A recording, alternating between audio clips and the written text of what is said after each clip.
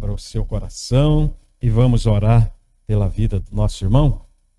Estende as suas mãos, vamos orar em nome de Jesus. Senhor nosso Deus e Pai, nós te agradecemos, ó Deus, por essa vida. E o Senhor, ó Deus, vai usar hoje para falar conosco através da tua palavra. Abençoa, ó Deus, o teu servo, abençoa a tua igreja, abre os nossos ouvidos espirituais para ouvir a tua voz. É o que te pedimos e te agradecemos em nome de Jesus. Amém.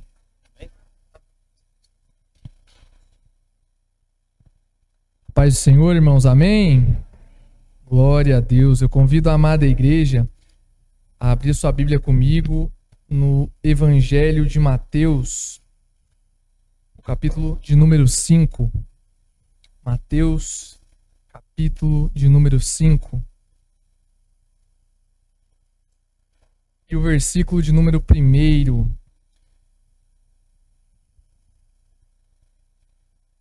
Mateus 5, versículo 1. Quem achou, diga amém. Glória a Deus. A Bíblia diz: ao ver as multidões, Jesus subiu ao monte. Ele se assentou e os seus discípulos se aproximaram dele. Então ele passou a ensiná-los. Jesus disse: bem-aventurados os pobres em espírito, porque deles é o reino dos céus. Bem-aventurados os que choram, porque serão consolados. Bem-aventurados os mansos, porque herdarão a terra. Bem-aventurados os que têm fome e sede de justiça, pois serão saciados. Bem-aventurados os misericordiosos, porque alcançarão misericórdia. Bem-aventurados os limpos de coração, porque verão a Deus. Bem-aventurados os pacificadores, porque serão chamados filhos de Deus. Bem-aventurados os perseguidos por causa da justiça, porque deles é o reino dos céus. Bem-aventurados são vocês, quando, por minha causa, os insultarem e os perseguirem, e mentindo, dizendo todo o mal contra vocês. Alegre-se e exultem, porque grande é a sua recompensa nos céus, pois assim perseguiram os profetas que viveram antes de vocês. Até aqui. Vamos orar, meus irmãos, em nome do Senhor Jesus. Senhor nosso Deus, nós te louvamos, Pai, te agradecemos e clamamos mais uma vez a Ti, Pai, que o Senhor venha sobre nós. Vem, Senhor Jesus, sobre a Tua igreja mais uma vez. Abençoa, Senhor Jesus, a palavra que será ministrada. Me usa, Senhor Jesus, para a Tua honra e para a Tua glória. É o que pedimos a Ti, em nome do Senhor Jesus. Amém e graças a Deus. Pode se assentar em nome do Senhor Jesus.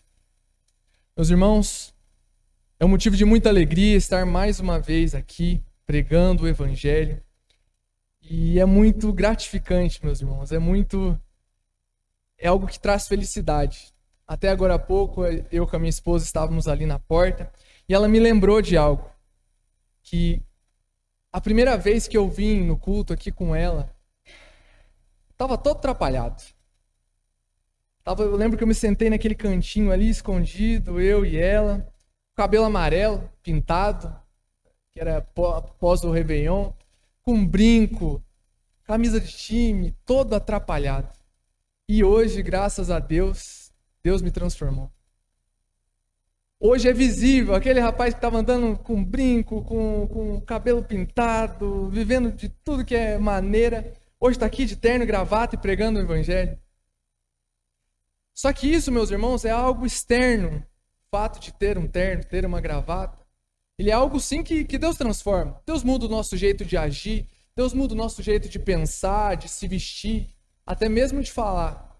Mas o que eu quero falar com os irmãos hoje é a respeito das verdadeiras características e evidência de um crente. A roupa não faz um crente, apesar de que o crente verdadeiro, ele sabe se vestir.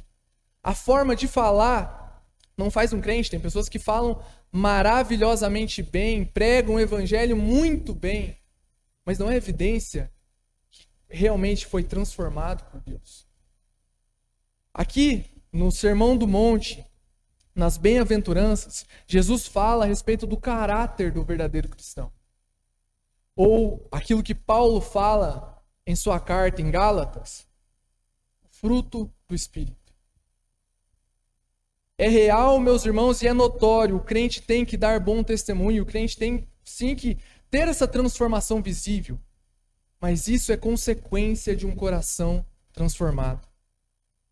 Alguém que só mudou de vestimenta, alguém que só mudou de vocabulário, alguém que só mudou de religião, aos olhos de Deus é a mesma coisa de alguém que está nas trevas. Mudar de religião, meus irmãos, ou comprar uma fantasia, comprar uma máscara de religiosidade, não nos faz entrar no céu. Mas aqui Jesus vai dizer no Sermão do Monte, nas bem-aventuranças, aquele que foi encontrado por Deus. E o seu caráter, as suas características. Aqui Jesus vai falar a respeito das evidências de um verdadeiro cristão. Aqui também a gente vai ver e vamos notar a respeito de várias promessas. Mas hoje no culto de doutrina eu gostaria de meditar com os irmãos a respeito disso. O que um verdadeiro cristão faz, o que um verdadeiro cristão busca. E Jesus começa dizendo que bem-aventurados são os pobres em espírito.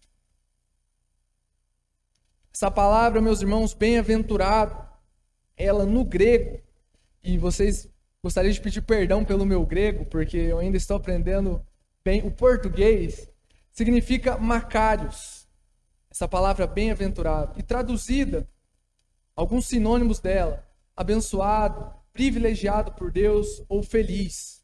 Em algumas traduções atuais, essa palavra bem-aventurado, ela está em algumas Bíblias novas, recentes, como feliz. Jesus, ele vem nos mostrar que o cristão verdadeiro, o cristão genuíno, ele produz certos comportamentos, ele tem certas práticas, mas para começar, ele é feliz. Os mandamentos de Deus, meus irmãos, não são pesados, não são apenas regras para que a gente venha seguir. O próprio Deus, Jesus, o verbo que se fez carne, ele diz: pegue o meu fardo, o meu jugo. Aquilo que Deus nos pede para fazer não é de nenhuma maneira algo pesado, um fardo que a gente não é capaz de carregar, mas é o contrário. Aquilo que Deus nos pede a fazer, aquilo que Deus nos pede a viver, é para a nossa felicidade. Ele é o nosso Pai, meus irmãos. E pai é alguém que quer ver o melhor do filho. É aquilo que Hebreus diz, até mesmo na correção. Deus nos ama, Ele quer o nosso bem. E Ele quer também a nossa felicidade. No versículo de número 3, Jesus diz: bem-aventurados ou feliz os pobres em espírito, porque deles é o reino dos céus. E meus irmãos, eu quero que vocês tenham um pouquinho de atenção, que a gente venha ter um pouco mais de atenção a respeito desse a primeira bem-aventurança. Porque ela é o princípio de tudo, meus irmãos. Jesus, ele escolheu essa palavra, essa primeira bem-aventurança, bem-aventurados os pobres de espírito, em algumas traduções, ou o humilde de espírito. Porque é nesse tipo de pessoa que Deus começa a trabalhar. A palavra humilde em espírito, também do grego, pitorros, ela fala a respeito de alguém que é pobre. Mas não alguém que é pobre e tem condição de se manter, não alguém que é pobre, mas trabalha e tem a sua dignidade. Mas essa palavra no grego, ela é traduzida como mendigo. Na parábola do rico e o Lázaro, o rico e o mendigo, utiliza-se essa palavra. E é assim o ser humano para com Deus, meus irmãos. Nós não temos nada para oferecer para Ele. E a palavra de hoje começa dessa forma. Bem-aventurados humildes em espírito. Ao contrário do que a Bíblia fala a respeito daqueles que têm altivez de espírito, aqueles que têm soberba. Deus nos diz que Ele resiste ao soberbo, mas dá graça ao humilde. Nós devemos, irmãos, nos achegar para com Deus dessa forma, sabendo que nós não temos nada para oferecer a Ele. Nós não temos nada para cobrar dEle. Irmãos, isso é o verdadeiro evangelho. o evangelho da graça, o evangelho que mesmo sem nada para oferecer a Deus, mesmo sendo pecadores, mesmo sendo muitas vezes iníquos, praticantes da iniquidade, lá no mundo, lá naquele mundo de escuridão, lá nas trevas, Jesus morreu por nós. E meus irmãos, quando a gente lembra disso, como que a gente pode acreditar naquilo que muitas outras teologias dizem, que nós somos merecedores de algo? Ou pela própria força, pelas próprias obras, nós somos justos diante de Deus? Quem somos nós para pedir algo para Deus? Ou quem somos nós para nos achar justos diante dele? E algo bem interessante, uma parábola bem interessante que Jesus fala a respeito disso, a respeito da humildade de espírito, a pobreza de espírito. Ela se encontra em Lucas, capítulo de número 18, e eu convido a amada igreja a abrir comigo, Lucas 18.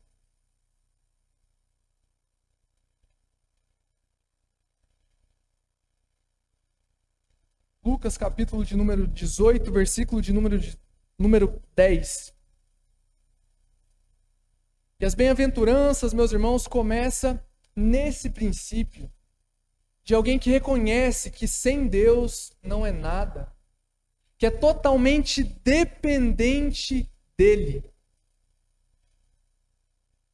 Essa é uma parábola abençoada, meus irmãos. Capítulo de número 18, Lucas, versículo de número 10. Jesus diz a respeito da parábola do fariseu e do publicano. 2 homens foram ao templo para orar. Um era fariseu e o outro era publicano.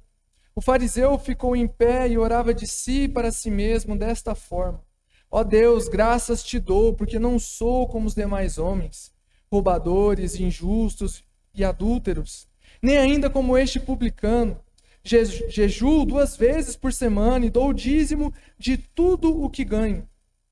O publicano, estando em pé, longe, nem mesmo ousava levantar os olhos para o céu, mas batia no peito dizendo: ó Deus, tem pena de mim, que sou pecador.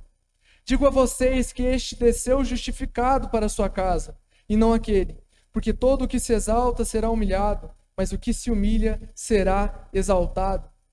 Meus irmãos, essa é um ensino e uma parábola muito poderosa que o Senhor Jesus nos fala no Evangelho de Lucas. A respeito disso, meus irmãos, nós não somos justos diante de Deus. Nós não podemos nos comportar como esse fariseu, que por seguir religião, por seguir algumas práticas, se pensa justo diante dele. Jesus fala a respeito dessa parábola para sermos como o publicano, que mesmo olhando para nós, e a gente vê que nós buscamos agradar a Deus, buscamos fazer coisas boas, buscamos seguir o evangelho verdadeiro e genuíno, mas nós ainda somos pecadores. Pecadores que foram limpos, pecadores que foram justificados pelo sangue de Cristo, mas ainda assim pecadores. E a parábola, melhor dizendo, o sermão das bem-aventuranças, ela começa selecionando esse crente, mostrando que o verdadeiro crente que foi encontrado, o verdadeiro crente que foi transformado, ele reconhece que tudo é pela graça. Que a salvação, o fato dele ter sido justificado, não foi por obras de justiça, não foi porque ele foi uma boa pessoa, ou muito menos porque ele seguiu a religião. Nós fomos justificados, nos tornamos justos por meio do amor de Cristo. E o verdadeiro cristão, o caráter do verdadeiro cristão é dessa forma: ele é humilde e pobre em espírito. A segunda característica, meus irmãos, que Jesus fala a respeito do caráter do verdadeiro cristão, se encontra no versículo de número 4. Pode voltar para Mateus 5, em nome de Jesus. E versículo de número 4, Jesus diz: bem-aventurado os que choram, porque serão consolados. Aqui também, meus irmãos, é algo muito poderoso e diz a respeito também do Evangelho de Cristo. O primeiro versículo, a primeira bem-aventurança é aquele que reconhece que não é justo, aquele que reconhece que Deus é poderoso e que nada lhe tem para oferecer. A segunda, meus irmãos, a segunda característica de um bem-aventurado, de alguém que é feliz perante Deus, é aquele que se arrepende. Jesus fala aqui a respeito dos que choram. Bem-aventurados são aqueles que choram. E aqui nós também podemos interpretar de uma maneira simples. Da forma que Jesus fala, nós entendemos, aquele que chora, ele será consolado. E realmente, meus irmãos, Jesus fala em João 16:33, a respeito daquele que está nesse mundo, ele vai enfrentar tribulações. No mundo tereis aflições, mas tem de bom ânimo, eu venci o mundo. Toda aflição, meus irmãos, que a gente vive aqui, toda dificuldade, toda adversidade, não se compara com a glória que irá de vir. Paulo fala isso em Romanos 8 também. Mas, interpretando esse versículo que Jesus fala em Mateus, de forma rápida, nós também podemos receber essa palavra para nós. Deus vai enxugar de nós todas as lágrimas, meus irmãos. Toda tristeza, toda angústia, tribulação que a gente passar aqui nessa terra, Deus vai nos consolar. No sábado do culto de jovens, a gente falou a respeito disso, nós meditamos a respeito daquilo que Paulo fala em Romanos 5, de nos gloriarmos até mesmo nas tribulações. Romanos 5, Paulo diz que mediante a... Não, vamos voltar lá. Peraí, Romanos 5. Tem um branco aqui, misericórdia, irmão.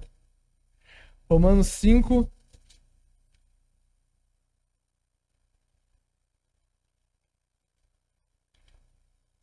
Romanos capítulo de número 5. Justificados, pois, mediante a fé, temos paz com Deus por meio do nosso Senhor Jesus Cristo, pela qual obtivemos também acesso, pela fé, a esta graça no qual estamos firmes. E nos gloriamos na esperança da glória de Deus. E não somente isso, mas também nos gloriamos nas tribulações, sabendo que a tribulação produz perseverança, a perseverança produz experiência, e a experiência produz esperança. Toda dificuldade, meus irmãos, e toda tribulação que o crente pode passar aqui nessa terra, nós podemos adquirir dela experiência, podemos aprender com ela, mas tudo que passamos aqui, por mais dificultoso, por mais dolorido, Jesus irá nos consolar. Não tem nada tão ruim aqui que a gente possa passar aqui nessa terra que o amor de Deus não possa nos consolar. Mas o que Jesus está dizendo aqui no Sermão do Monte, meus irmãos, bem-aventurados aqueles que choram. Ele diz a respeito, bem-aventurados aqueles que se entristecem, aqueles que choram, aqueles que se arrependem. A palavra chorar aqui no grego, traduzido, fala a respeito e descreve um lamento profundo e intenso, frequentemente usado para expressar o pranto pela morte de um ente querido ou uma tristeza profunda, um luto profundo. E é assim o verdadeiro cristão. Aquele que chora quando peca contra Deus. Aquele que o fato de pecar, o fato de muitas vezes cair, às vezes no erro que muitas vezes disse a Deus que não iria mais, isso traz dor. O verdadeiro cristão, o bem-aventurado, é aquele que tem dor quando erra contra Deus. Pois ele é a habitação do Espírito Santo, meus irmãos. E quem é templo do Espírito Santo, ele se incomoda com o pecado. O pecado não pode e não é mais algo corriqueiro, mas algo que traz dor. Algo que traz para ele o verdadeiro arrependimento. E quando falamos do verdadeiro arrependimento, daquele que chora, daquele que, de certa forma, está em luto por pecar contra Deus, por fazer aquilo que é mal, nós nos lembramos logo a respeito de Davi. Abra sua Bíblia comigo em Salmo 51. Hoje é um culto de doutrina, então vamos andar pela Bíblia. Salmo 51. Davi foi alguém, meus irmãos, que pecou contra Deus. Ele foi alguém que a Bíblia diz, um homem segundo o coração de Deus, escolhido por Deus, mas também pecou. Também fez o que é mal. E algo que muitos de nós, mesmo pecadores, não queremos fazer, em nome de Jesus. Davi, além do adultério que ele praticou, ele foi responsável pela morte do seu melhor amigo, seu grande amigo. E no Salmo 51, no versículo de número 3, Davi, nesse salmo de arrependimento, ele apresenta a Deus um verdadeiro luto, um verdadeiro arrependimento pelo pecado que cometeu. O Salmo de Davi aqui, meus irmãos, a gente pode fazer milhares de sermões a respeito do arrependimento, a respeito daquilo que Deus faz e opera entre nós. Mas no capítulo de número 51, Salmo 51, versículo de número 3, Davi diz a Deus: pois eu conheço as minhas transgressões e o meu pecado está sempre diante de mim. Pequei contra ti somente, e fiz o que é mal aos teus olhos, de maneira que serás tido por justo no teu falar e puro no teu julgar. Algo que é notável em Davi, meus irmãos, ele não se importou com aquilo que ele poderia perder. O pecado que Davi cometeu trouxe consequências, e ele não se importou com as consequências. Ele não se arrependeu porque as consequências veio. Ele não se arrependeu porque ele poderia perder prestígio entre seus súditos. Ele não se arrependeu porque ele poderia perder o reino, poderia perder riqueza. Ele se arrependeu porque viu que pecou contra o Senhor. E aquele que tem um caráter de Cristo, aquele que é bem-aventurado, ele tem dor quando peca contra Deus. Ele faz como Davi fez, ele não se importa sim com a consequência, porque nós teremos que lidar com as consequências do nosso pecado muitas vezes, mas o que mais dói não é a consequência, é o fato de ter pecado contra Deus. Isso é notável em Davi, e algo que Davi vai falar aqui no Salmo 51, a gente vai usar ao decorrer desse sermão, mas no versículo também de número 17, Davi diz a respeito daquilo que agrada a Deus. Pode pegar o versículo de número 16 do Salmo 51. Pois não te agradas de sacrifício, do contrário, eu os ofereceria. E não tens prazer em holocaustos. Sacrifício agradável a Deus é o espírito quebrantado, coração quebrantado e contrito. Não o desprezarás, ó Deus. Davi, meus irmãos, ele se arrependeu. E ele apresentou diante de Deus um coração contrito, um coração aquebrantado. E é isso que agrada a Deus, um coração que tem um verdadeiro arrependimento.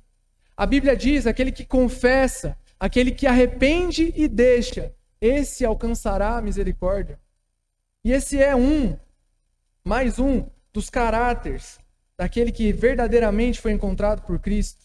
Esse é da característica de alguém que é bem-aventurado nos reinos de Deus. Pode voltar para Mateus capítulo de número 5. Lemos o versículo de número 4, agora o versículo de número 5. Mateus 5, 5. Bem-aventurado os mansos, porque herdarão a terra. Meus irmãos, bem-aventurado é o manso. Jesus, ele disse isso em Mateus 11, versículo de número 28. Que aprendeis de mim que sou manso e humilde de coração. Algo espetacular, meus irmãos, a respeito de Jesus. Diferente dos fariseus de sua época, ele ensinava como quem tinha autoridade. Ele ensinava através do exemplo. E aquilo que ele pede hoje de nós é sermos discípulos, sermos seguidores de Cristo. É fazer aquilo que ele fez.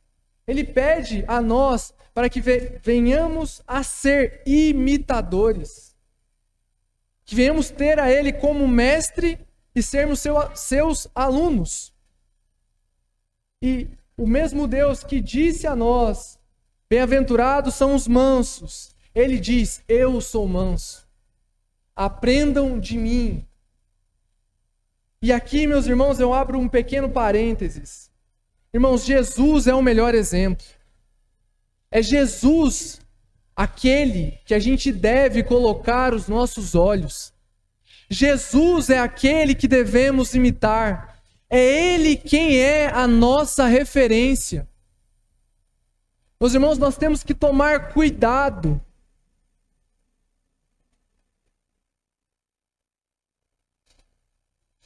Temos que tomar cuidado, meus irmãos, de tirarmos os nossos olhos do autor e consumador da fé e colocarmos os nossos olhos em homens.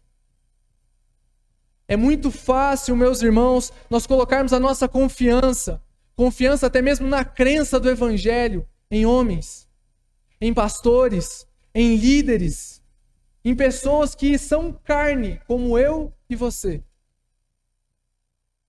Meus irmãos, nossos olhos têm que estar voltados em Cristo. Ele é a nossa referência. A Bíblia diz: maldito o homem que confia no homem.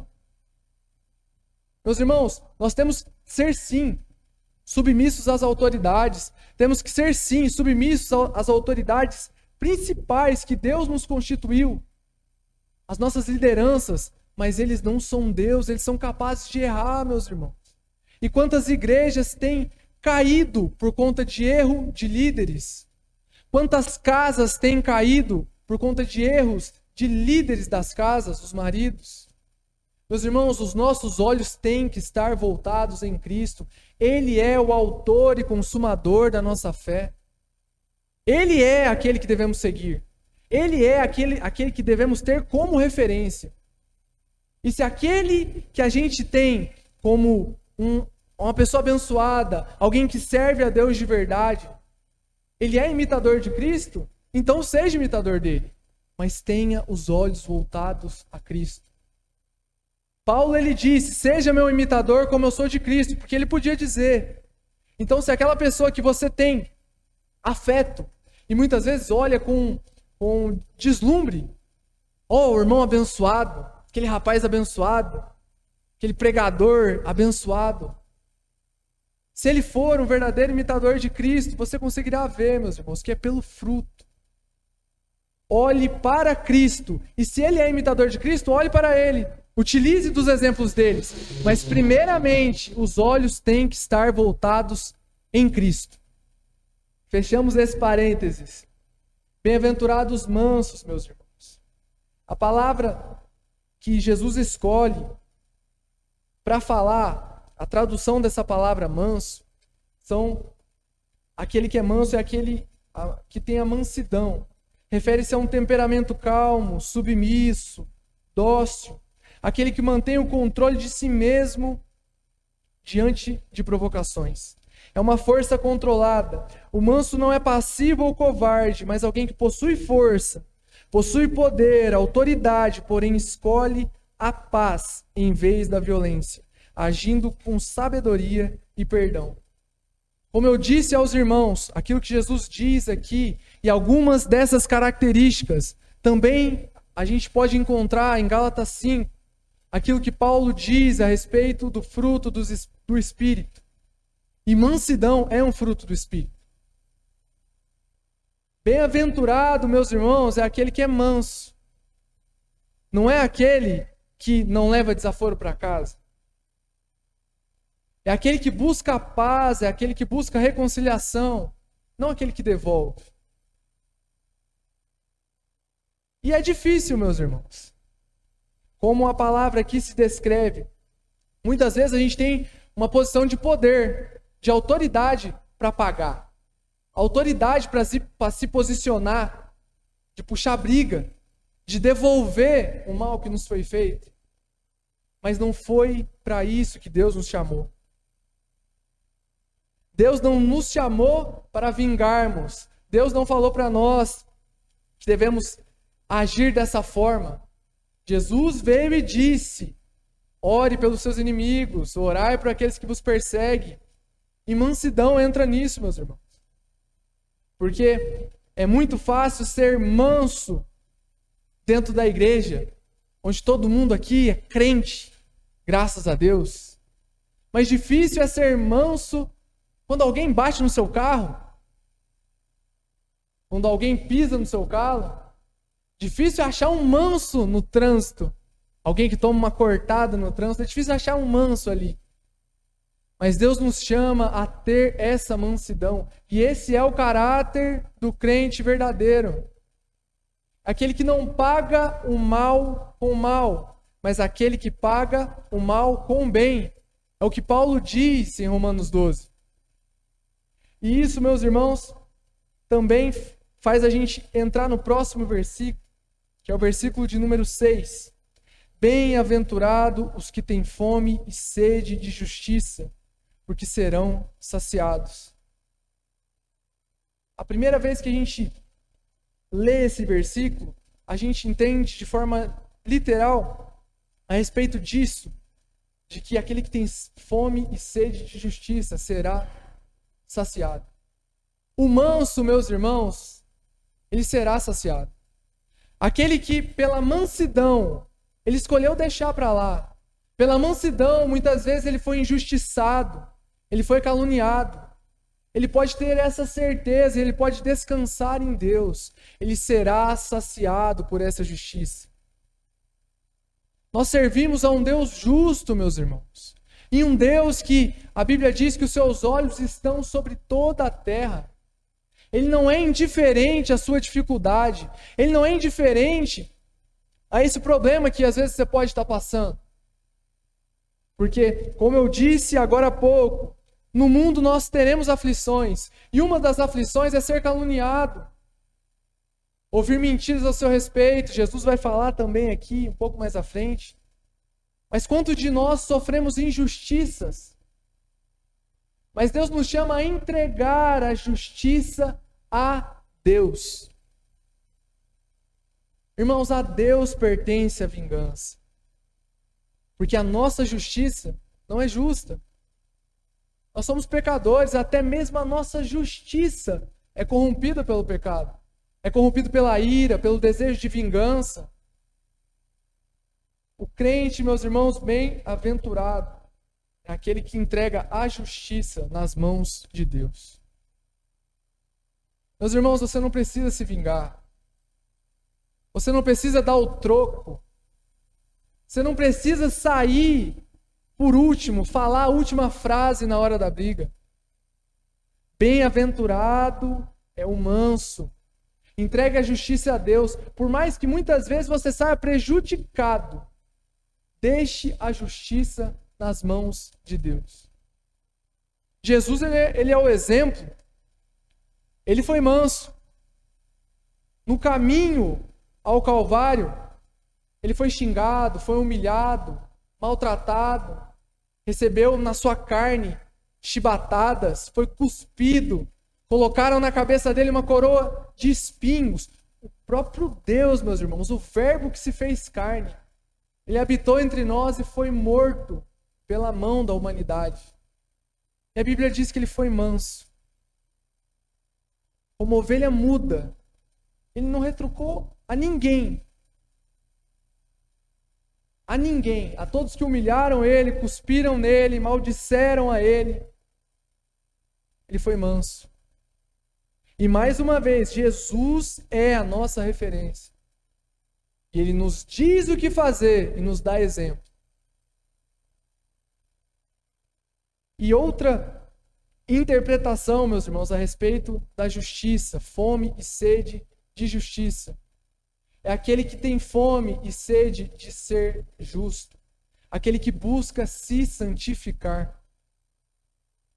Porque Deus morreu em nosso lugar, meus irmãos. Deus tomou sobre si a culpa e a condenação do pecado que a gente cometeu.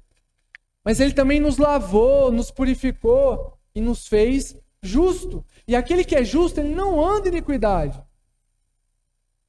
Antes de conhecer a Deus, ele tinha fome e sede daquilo que era mal. Do seu vício, dos seus desejos, da sua vontade. Quantas pessoas você vê hoje aí no mundo sedentas, famintas pelo final de semana, pela festa, ou às vezes por aquilo que governa a vida dele, né? Seja um vício em droga, imoralidade. E o mundo é sedento por aquilo que é mal, sedento por iniquidade, sedento para satisfazer prazeres carnais. Mas bem-aventurado é aquele que tem fome e sede de justiça. Meus irmãos, fome e sede é algo, meus irmãos, que tem que ser desesperador para o crente. Quem aqui já passou fome, sabe o quanto dói, o quanto dá o desespero para poder comer. Quem aqui passou sede, que a boca chega a secar, a garganta chega a grudar, ele sabe o desespero que ele tem por água. E assim, o verdadeiro crente, pela justiça de Deus, pela santidade, ele tem fome de ser justo, ele tem fome por buscar ser santo. Isso é, meus irmãos, algo que tem que ter em nós. Essa fome, esse desejo tem que estar em nós. Porque outras coisas, se isso não ocupar a nossa mente, se isso não ocupar os desejos do nosso coração, a justiça de Deus, a presença dele em nossas vidas, o saber e o conhecer dele, outra coisa vai ocupar. Se não termos fome e sede de Deus, teremos fome e sede de outra coisa. E o natural do ser humano é ter fome e sede do pecado. Fome e sede daquilo que é mal. Mas bem-aventurado é aquele que tem fome e sede de justiça. Versículo de número 7. Bem-aventurados os misericordiosos, porque alcançarão misericórdia. Esse é um dos versículos das bem-aventuranças que a gente pode intercalar, meus irmãos. O manso entrega a justiça a Deus.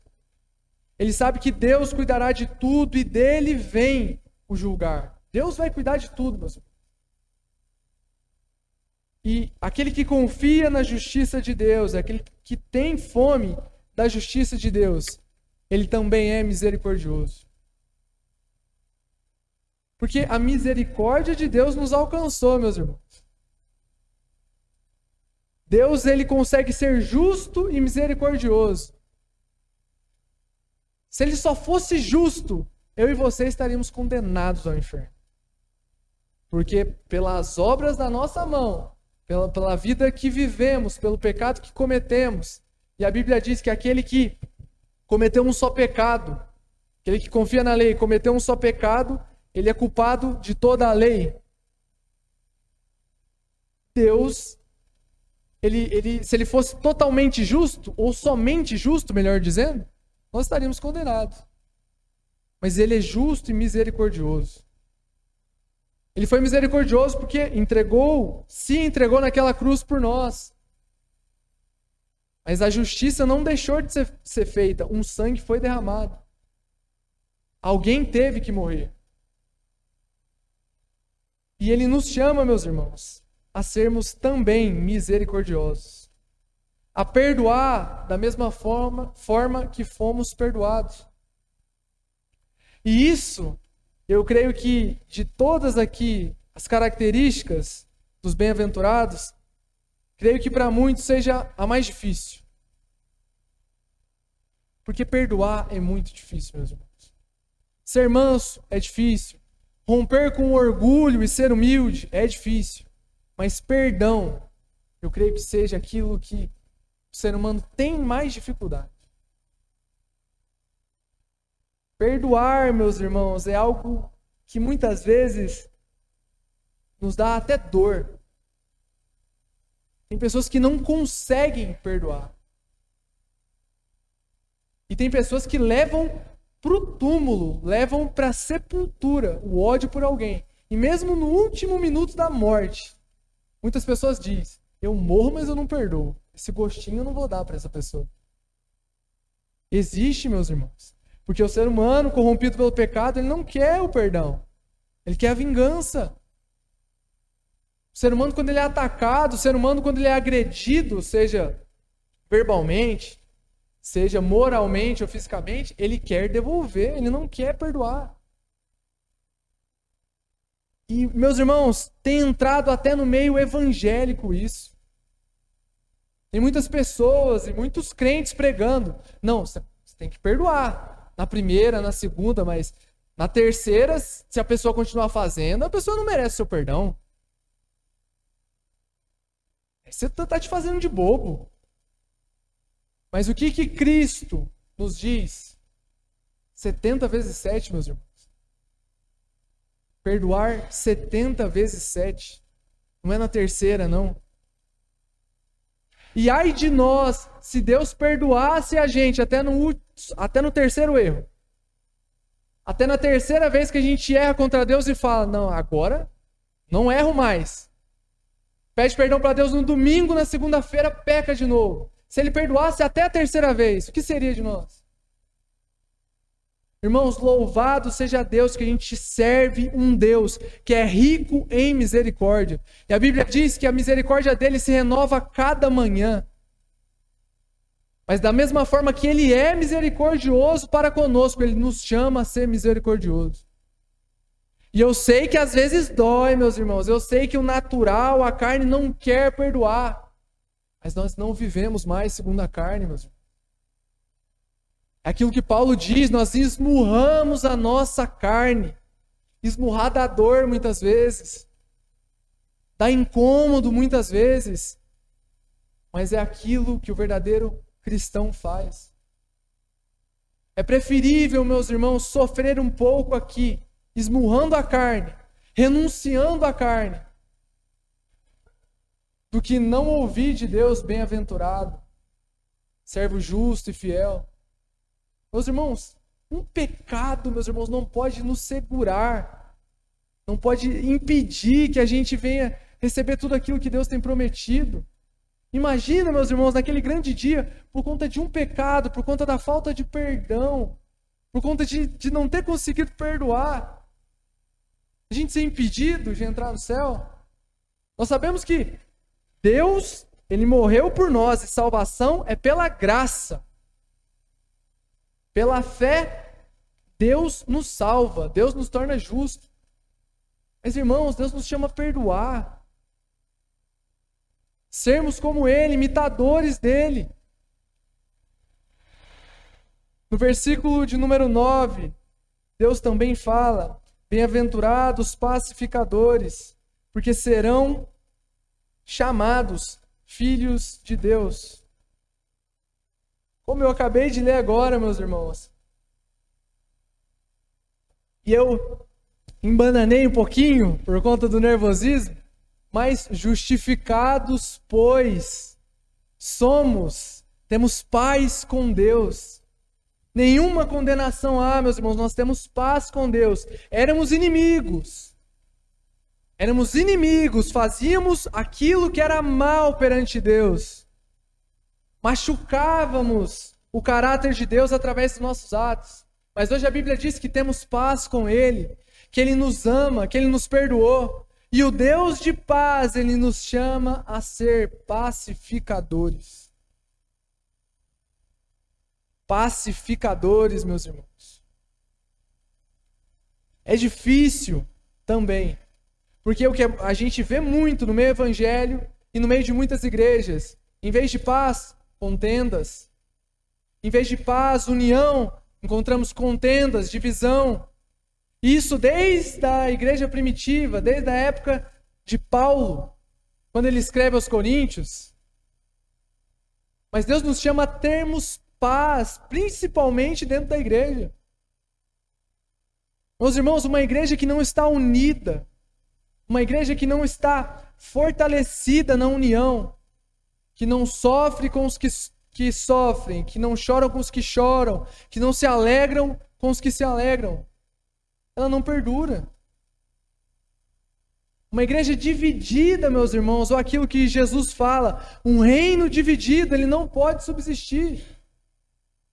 Então, principalmente dentro da igreja, dentro do corpo de Cristo, tem que haver paz. Tem que haver paz. Mas a gente olha para a internet, meus irmãos, o que a gente mais vê é briga, contenda entre grandes igrejas, entre grandes ministérios. Pessoa sai de igreja e abre outra. E as pessoas que foram para essa outra igreja, depois que rompe com a paz, vai lá e abre outra igreja. Mas não foi isso que Deus nos chamou. Deus nos chamou a sermos unidos, a tolerarmos a nós mesmos, a termos paz com todos.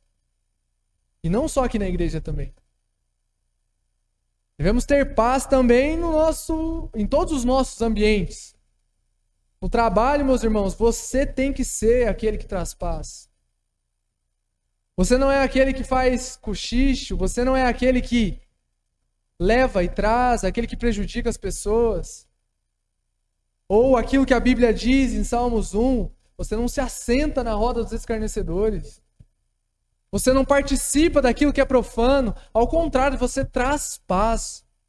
A tua presença não é aquilo que divide, mas é aquilo que une em todos os locais da sua vida.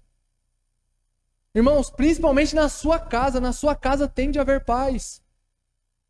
E você tem que ser a pessoa que começa essa paz. Casamento a gente enxerga isso, né?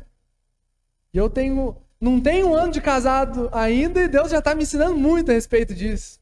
Irmãos, mais vale a paz, meus irmãos. Mais vale a paz do que a razão. Casamento é feito disso, paciência, longanimidade. Vale, meus irmãos, por conta de uma toalha na cama, não dormir em paz com o cônjuge?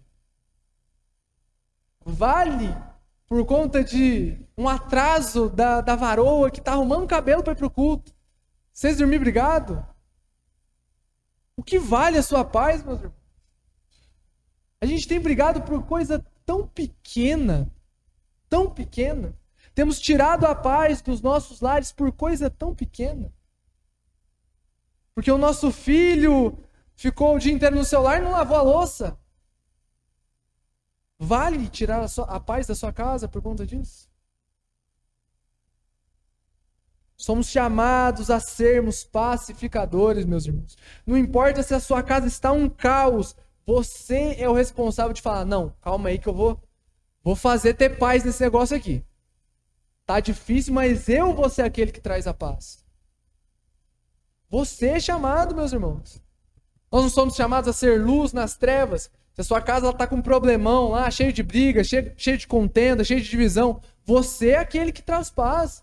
Você é aquele que traz luz. Não aceite o contrário. E muito menos seja você o causador do problema. Maturidade, meus irmãos. Maturidade espiritual. É muitas vezes, como a gente falou a respeito daquele que é manso, você está certo, o outro está errado. E não tem o que fazer. Mas escolha a paz, meus irmãos. Escolha a paz. Quem é casado por muito tempo, 5, 8, 9, 10, 20 anos, ele sabe disso. Muitas vezes ele sabe que ele está certo, mas tá bom, amanhã a gente resolve. Amanhã a gente conversa. Mas manter a paz, meus irmãos, ela deve ser algo primordial na vida do crente. Que fomos chamados a sermos pacificadores. Bem-aventurados são os pacificadores. Versículo de número 10. Bem-aventurados perseguidos por causa da justiça, porque deles é o reino dos céus. Aqui também entra a respeito disso, meus irmãos, da justiça de Deus.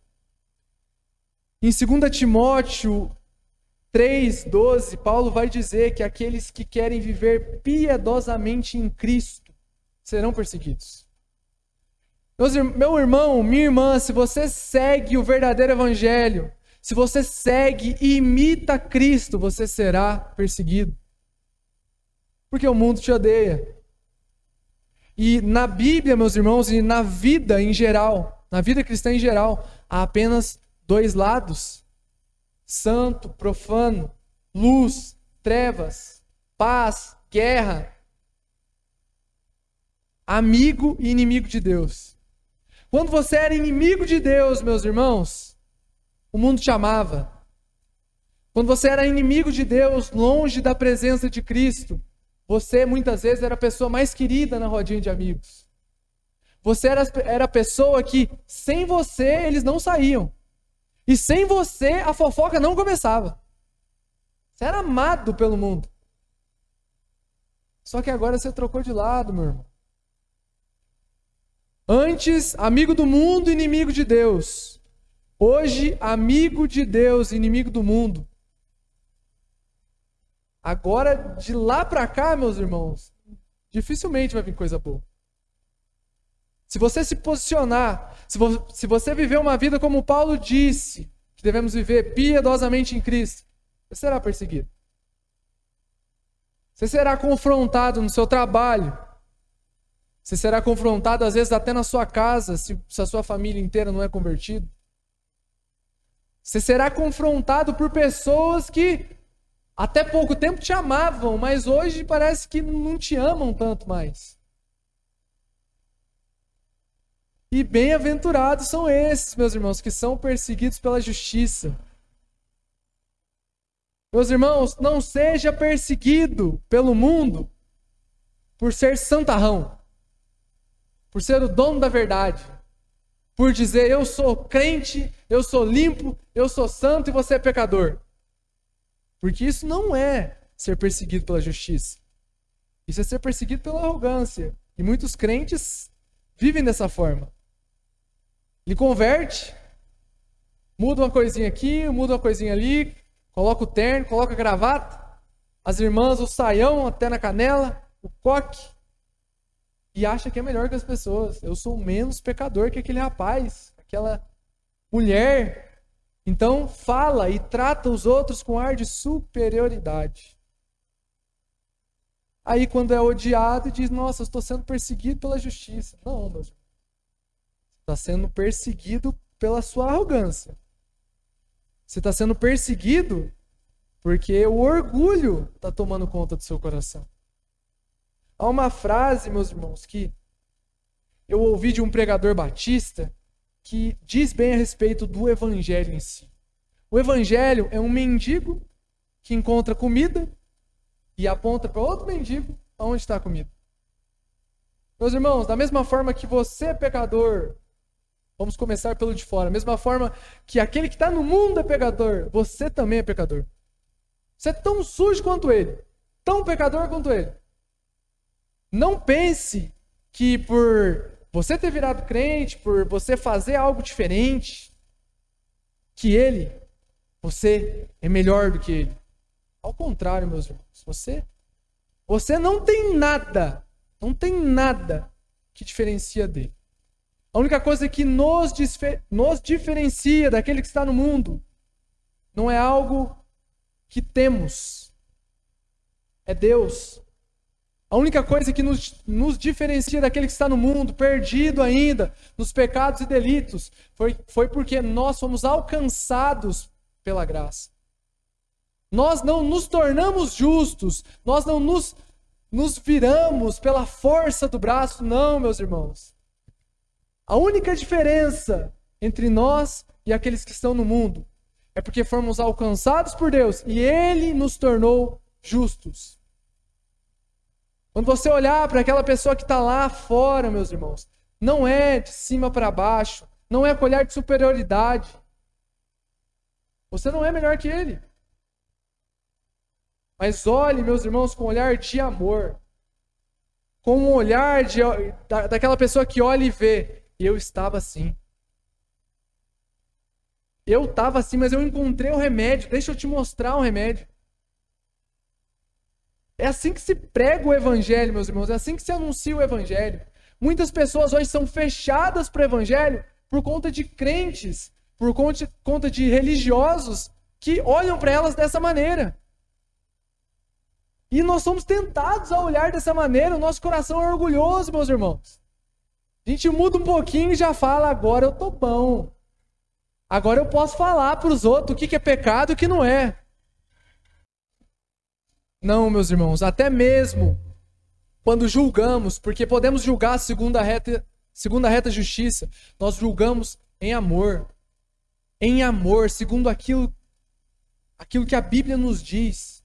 Você não vai chegar pro amigo do seu trabalho e falar de um culto de doutrina para ele, porque doutrina é para quem está salvo. Se ele te perguntar, você vai apontar o que é pecado, o que é mal, o que é errado aos olhos de Deus. Mas, meus irmãos, tem crente que quer que ímpio cultive doutrina. Meus irmãos, vai adiantar o ímpio não xingar para ele? Ele nunca conheceu Jesus, não quer saber de Jesus. Ele parar de xingar, ele vai ser salvo? Aí você fala para ele, não, irmão, você tem que parar de xingar. Não, ele tem que conhecer a Cristo. Parar de pecar não salva ninguém, meus irmãos. É um encontro real com Cristo. E quando você estiver no seu trabalho, não seja alguém que persegue o mundo com a justiça, mas alguém que fala para o mundo a respeito da justiça. Se o ímpio está xingando, você fala de Jesus para ele. Você não tenta consertar o ímpio. Irmãos, nós não consertamos ninguém. Quem conserta aquilo que está quebrado é Deus. É o médico dos médicos, o mecânico dos mecânicos, se a gente pode dizer dessa maneira. É ele quem faz tudo. Não queira consertar alguém. Pregue o evangelho. E voltando para a palavra, bem-aventurado é você que no seu trabalho você é perseguido por pregar o evangelho. Você é perseguido por não se misturar com o profano. Meus irmãos, há um galardão para nós, e Jesus vai falar aqui no último versículo. Há algo reservado para todo aquele que faz aquilo que é bom aos olhos de Deus. Porque salvação é pela fé, mas o galardão é separado para aquele que trabalha, aquele que faz boas obras. Aquilo que você faz de bom aqui nessa terra, meus irmãos, não vai ser em vão. Não te faz justo, não te faz santo, mas não vai ser em vão. Deus tem preparado algo para nós. E é o que ele vai dizer no último versículo, versículo de número 11. Bem-aventurados são vocês, quando por minha causa os insultarem e os perseguirem, e mentindo disserem todo mal contra vocês. Alegrem-se e exultem, porque grande é a sua recompensa nos céus, pois assim perseguiram os profetas que viveram antes de vocês. Lembre-se disso, meus irmãos. Todos os profetas foram perseguidos. Jesus diz, né, Israel, Israel, Jerusalém, Jerusalém, que persegue os profetas. O mundo odeia, meus irmãos, aquele que está na escuridão, ele odeia a luz. Ele odeia a luz. Ele não quer saber da luz. Mesma coisa, para encerrar, meus irmãos, mesma coisa você está de madrugada, dormindo aquele sono, e o seu esposo vem com a lanterna na sua cara, porque está perguntando algo. Meus irmãos, dói. Dói, imagina, de noite, os olhos fechados, alguém com a lanterna de 15 volts no seu rosto, e assim com o mundo, a luz incomoda aquele que gosta de ficar nas trevas. Entenda isso. Aquele que vive piedosamente, ele vai ser rejeitado muitas vezes. Mas, irmãos, essa é a realidade desde o Antigo Testamento. Não é hoje. O crente não começou a ser perseguido hoje. A gente não começou a ser perseguido há 20 anos atrás, porque antes era bem pior. Antes os outros odiavam a crente mesmo. Hoje em dia estão até gostando. Hoje tem até o cristianismo cultural. Pega o que é legal, pega os salmos, pega as promessas. Vive igual o ímpio mesmo. Mas pega as coisinhas boas do cristianismo. Hoje tem gente que gosta do cristianismo. Não gosta de Cristo, mas gosta do cristianismo. Mas voltando. Perseguição não começou hoje, não começou 20 anos atrás, nem na época de Paulo, que ele foi perseguiu e foi perseguido. Meus irmãos, desde que mundo é mundo, como diz os antigos, é assim. Quem vive na escuridão persegue a luz, é inimigo da luz, mas há um galardão. Irmãos, para encerrar, tudo aquilo que você ser deixado de fora, todas as vezes que você ser, muitas vezes pelos seus amigos, excluído. Às vezes na festa ali de aniversário, eles não te chamam, e está todo mundo lá, mas eles não te chamam. Alegrem-se. É o que Jesus fala aqui, alegrem-se. Quando as pessoas não querem você na roda, e quando você chega, todo mundo sai, alegrem-se. Quando muitas vezes há pessoas dizerem mentiras ao seu nome, difamar você, mas por causa da justiça, alegrem-se. Há um galardão, meus irmãos, e como eu disse um pouco antes, Deus ele não é cego, meus irmãos, ele enxerga tudo que está acontecendo. Toda injustiça, toda perseguição. E Deus tem separado para nós uma recompensa. Amém?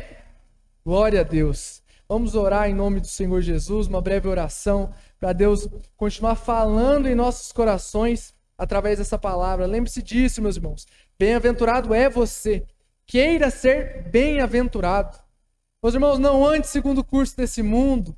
Não ache certo aquilo que o mundo diz que é certo.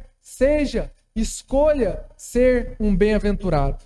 Senhor nosso Deus, nós te louvamos e te agradecemos, Pai. Obrigado por essa palavra, obrigado por falar em nossos corações, obrigado por ministrar e edificar a tua igreja, Senhor. Eu te agradeço, Senhor, e peço que o Senhor venha sobre toda pessoa aqui presente, desde a mais velha pessoa, a mais nova criança, Senhor. Continua, Senhor Jesus, frutificando essa palavra em nossos corações, que a gente venha buscar, Senhor Jesus, ter esse caráter, ser bem-aventurado aos seus olhos, Pai. É o que pedimos a Ti e te agradecemos, no nome do Senhor Jesus. Amém e graças a Deus. Eu agradeço a oportunidade e passo a palavra para o pastor Adélcio. Glória a Deus, amém, irmãos? Pode se assentar um minutinho, eu vou passar alguns avisos para os irmãos. No sábado, tem